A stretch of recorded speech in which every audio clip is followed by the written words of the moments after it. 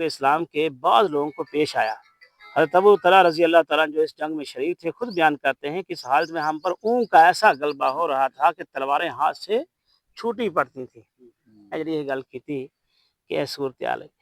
اس وقت نا جی، صورتحال ایسی سی کہ جیسے صحابہ وقتی طور پہ کچھ منتشر ہوئے، پھر کچھ لوگ واپس بھی آئے، واپس بھی آ کے کھڑے ہو گئے، صحابہ سے واپس آ گئے، اور جڑے منافقین سے انہوں نے بار بار جڑا ایسا شور و گوگا کیتا کہ وہ آ جو ادھر بھی حملہ آور ہو گئے، ادھر بھی حملہ آ گئے، انہوں نے پیر اکھاڑن دے وچ ذات انہوں نے یاد سی مسلمانوں نے، لیکن اللہ رب العزت نے پھر بھی انہوں نے سکون دیتا، اطمینان دیتا، پھر ایک قسم دی انہوں نے اس تو بعد فتح بھی اسی غزوہ احد دے اندر ہوئی، وقتی نقصان پہنچیا ہے، صحابہ دی شکل شہید ہو گئے، زخمی ہو گئے، یہ چیزاں جڑی ہیں یہ چیزاں اللہ تبارک تعالیٰ نے آج دی آیت کے اندر پورا نقشہ اور منظر کشی اس کی پوری اس میدان دی کی تھی، میدان احد دی۔ پھر یہی نہیں اپنا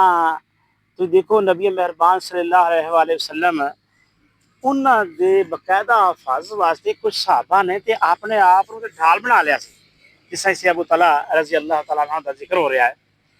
کہ انہوں نے اپنے جسم نو نبی مہربان صلی اللہ علیہ وسلم تے ڈھال بنایا ہے سی، ایون اتوں تک کہندے نے کہ انہاں دے ہاتھ